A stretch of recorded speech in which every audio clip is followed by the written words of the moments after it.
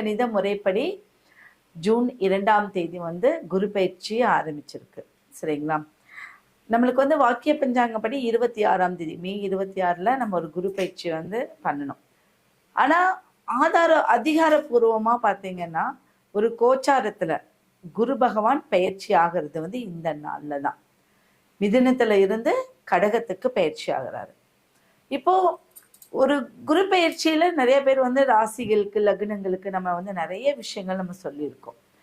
இப்போ இன்னைக்கு நம்ம பார்க்க போற ஒரு விசேஷம் என்ன அப்படின்னா, குரு பயிற்சி நடந்திருக்கு. ஒவ்வொரு ராசிக்கும் குரு பயிற்சி ஒவ்வொரு பலன்களை கொடுத்துட்டு தான் இருப்பாரு. அப்ப இந்த குரு பயிற்சி நடந்து ஒவ்வொரு விஷயங்கள் என்ன பண்ணுவாங்க, நான் வேலை வாய்ப்புகள் நான் தேட போறேன், திருமணத்துக்கு நான் முயற்சி பண்ண போறேன், அடுத்தது ஒரு தொழில் செய்யறதுக்கு நான் ஸ்டார்ட் பண்ண, இப்படி நம்மளோட வாழ்க்கையில இருக்கக்கூடிய அத்தனை அத்தியாவசிய தேவைகளையும் இந்த காலகட்டம் வரட்டும், நம்ம வெயிட் பண்ணலாம் அப்படின்னு ஒவ்வொருத்தரும் நீங்க எதிர்பார்த்துட்டு இருப்பீங்க. அப்படி ஒரு குரு பயிற்சி நடந்துச்சுன்னா ஒரு மாற்றம். இன்னைக்கு ஒரு வீட்டுல இருந்து இன்னொரு வீட்டுக்கு நம்ம பயிற்சி ஆனா என்ன ஆகும், அங்க சில மாற்றங்கள் உண்டு பண்ணும். அதை கரெக்ட் பண்ணணும், அந்த அட்மாஸ்பியரை நம்மளுக்கு சேரணும், அங்க இருக்கக்கூடிய ஒரு வீட்டோடைய ஒரு அம்சம் நம்மளுக்கும் அந்த வீட்டுக்கும் நம்ம செட் ஆகணும். இப்படி எத்தனை விஷயங்கள் இருக்கு. அப்ப அதுக்கெல்லாம் நம்ம என்னென்னமோ பண்ணுவோம். அந்த வீட்டுல தூங்கிட்டே இருக்கோம்னு சொல்லுவோம், இல்லை வீட்டுல நம்ம சுறுசுறுப்பா இருக்கோம், இல்லை இந்த வீட்டுக்கு தான் எனக்கு கடன் தெரிஞ்சிச்சு, இப்படி டிஃப்ரெண்ட் இருந்துகிட்டு இருக்கு. அதே மாதிரிதான் வருடக்கணக்குள்ள ஒரு கிரகங்கள் பயிற்சி ஆகும் போதும் நம்மளுக்கு சில முறைகள் உண்டு. அப்படி இந்த குரு பயிற்சி உங்களுக்கு பயிற்சியானதன் வழியாக சில 12 ராசிகளுக்கும் பணத்தை ஈர்க்கக்கூடிய தன்மையுள்ள குரு ஸ்தலம், அது குரு பகவான் வீட்டிற்கக்கூடிய ஒரு ஸ்தலம். அந்த ஸ்தலத்துக்கு நீங்க போனீங்க அப்படின்னா ஒவ்வொரு ராசிக்கும் நான் சொல்லக்கூடியவர்கள் அந்த ஸ்தலத்துக்கு போகும்போது அந்த குரு பயிற்சி நடந்ததுல இந்த ஒரு வருட காலத்துக்குள்ள நீங்க நினைச்சது சீக்கிரமா நிறைவேறிடும். அப்ப அடுத்த பயிற்சி நடக்கும்போது அப்படின்னா ஒவ்வொரு பயிற்சிக்கும் ஒரு வருட காலம் இடைவெளி இருக்கு. அப்ப நான் சொல்லக்கூடிய இந்த குருஸ்தலம் 12 ராசிகளுக்கு உண்டான குருஸ்தலத்தை நீங்க எழுதி வச்சுக்கிட்டு நீங்க அதை நோட் பண்ணி வச்சுக்கிட்டீங்க அப்படின்னா என்னைக்கு இருந்தாலும் உங்களுக்கு ஒரு பணம் முடக்காகுது, உங்களுடைய காரியங்கள் தடைப்பட்டிருக்கு அப்படின்னா இந்த குருஸ்தலத்துக்கு போயிட்டு அங்க இருக்கக்கூடிய அது சிவன் ஆலயமோ இல்ல பெருமாள் இந்த மாதிரி ஆலயங்கள்ல நீங்க போயிட்டு வரும்போது என்ன ஆகும் அப்படின்னா உங்களுக்கு அற்புதமான ஒரு ஆக்டிவேஷன் நடக்கும். உங்களுக்கு எனர்ஜி, பாசிட்டிவ் எனர்ஜி உங்களுக்கு நடக்கும். அதனாலதான் ஒவ்வொரு ஸ்தலமும் உங்களுக்கு குறிப்பிட்டு இருக்கு. டோட்டலா தட்சிணாமூர்த்தி, டோட்டலா பிரகஸ்பதி, குரு பகவான், இந்த குரு பகவான் எங்க இருந்தாலும் வழிபடலாம். உண்மைதான், எங்க இருந்தாலும் அவர்களுடைய பிராப்தம் நம்மளுக்கு இருக்கு. ஆனா பர்டிகுலரா நம்மளுக்கு எப்படி குலதெய்வம் அப்படின்னு இருக்கோ அந்த மாதிரி ஒரு ராசிகளுக்கும் ஒரு லக்னத்துக்காரங்களுக்கும் இந்த ஒரு குறிப்பிட்ட ஒரு ஸ்தலம் இருக்கு. இதுக்கு போயிட்டு வந்தா நிச்சயம் உங்களுக்கு ஒரு நல்ல மாற்றம் உண்டு பண்ணி கொடுக்கும். அப்ப 12 ராசிக்கும் பணம் தரும் குருஸ்தலம் அப்படிங்கறதா இது விஷயம். சரிங்களா? இப்ப நீங்க கண்டிப்பா நீங்க ஒவ்வொரு ராசி கமெண்ட், இப்ப நான் இந்த ராசி, நீங்க 12 ராசிக்குள்ளதான் இருக்கு. அந்த 12 ராசிக்குள்ள இருக்கிறவங்களும் நீங்க ஒரு கமெண்ட் பண்ணும்போது உங்களுடைய ராசி எதுங்கிறத நீங்க ஈஸியா தேர்ந்தெடுத்துக்கலாம். எப்படி ஒரு வீட்டுல பாத்தீங்கன்னா ஒரு 4 ராசிக்காரர்கள் இருந்துதான் இருப்பாங்க, யாரும் ஒரே ராசியில இருக்க மாட்டாங்க. அப்ப அனைத்து ராசியினருக்கும் என்ன ஸ்தலம்னு நீங்க கடைசி வரைக்கும் பார்க்கும் போதுதான் உங்களுடைய சொந்தங்களுக்கு, உங்களுடைய வீட்டார்களுக்கு, உங்க ஃப்ரெண்ட்ஷிப்களுக்கு நீங்க சில விஷயங்கள் யாராவது உங்ககிட்ட முறையிட்டாங்கன்னா அதுக்கு நீங்க இந்த ஸ்தலத்துக்கு போங்கன்னு நீங்களே தாராளமா சொல்லலாம். சரி, இப்ப இத சொல்றதுனால உங்களுக்கு என்ன ஒரு நல்ல ஒரு விஷயம் நடக்கும் தெரியுமா? ஒருவருக்கு வழிகாட்டுதல் மூலியமாக நீங்க அவங்களுக்கு ஒரு வழிகாட்டியா மாறிடுவீங்க. அப்ப நல்லது விஷயத்தை நம்ம சொல்லும் போது நம்ம கர்மாக்கள் குறைஞ்சுக்கிட்டே வரும். இது கர்மாவை குறைக்கக்கூடிய ஒரு வழி அப்படின்னு சொல்லலாம். சரிங்களா? நம்மளுக்கு தெரிஞ்ச விஷயங்கள் அப்படின்னு.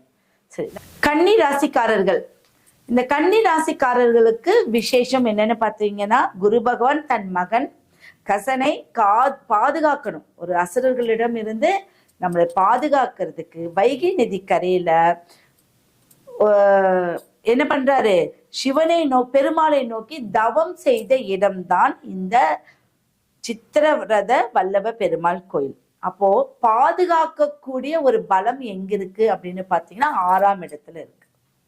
புரியுதுங்களா? அப்போ நான் சொன்னேன் பார்த்தீங்களா, வெற்றி அப்படி. அப்ப பாதுகாக்கிறதுக்கு பெருமாளை வேண்டும் போது வெற்றி அடைஞ்சிட்டாரு. இதுதான் அந்த கிரகம் அங்க ஒண்ணு இருந்துச்சு அப்படின்னா நிச்சயம் நம்மளுக்கு பவர் கொடுக்கக்கூடிய ஒரு அமைப்பு உண்டு. சரி, அதே பார்த்தீங்கன்னா அங்க ஒரே சன்னதியில குரு பகவானும் சக்கரத்தாழ்வாரும் சுயம்பு மூர்த்திகளா இருக்காங்க. எப்பவுமே சக்கரத்தாழ்வார் நரசிம்மரோட இருப்பார்.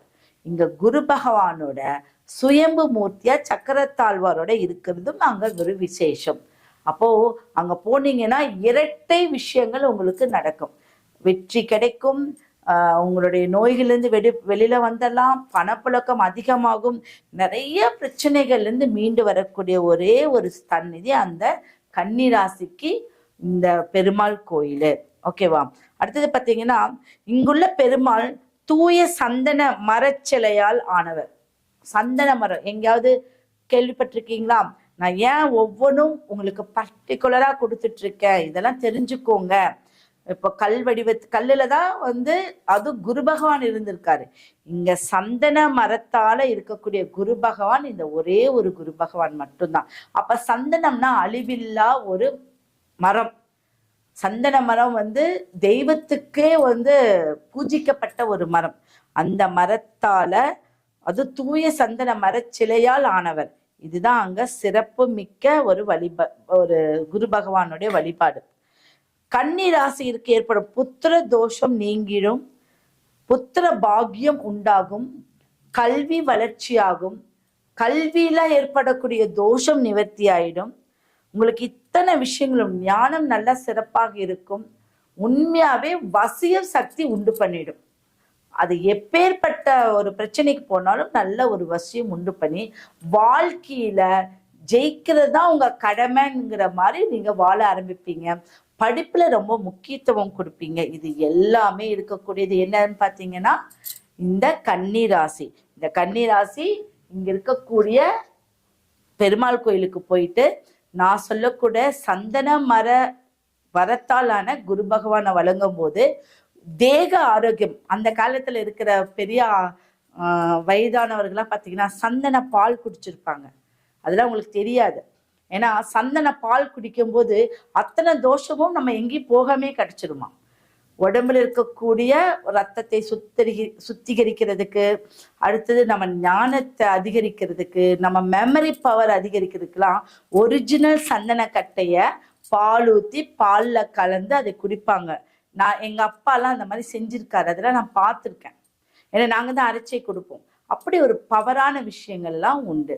சரிங்களா? இதையே நீங்க நோட் பண்ணிக்கோங்க. ஏன்னா இது திரும்ப திரும்ப இந்த விஷயங்கள் வராது.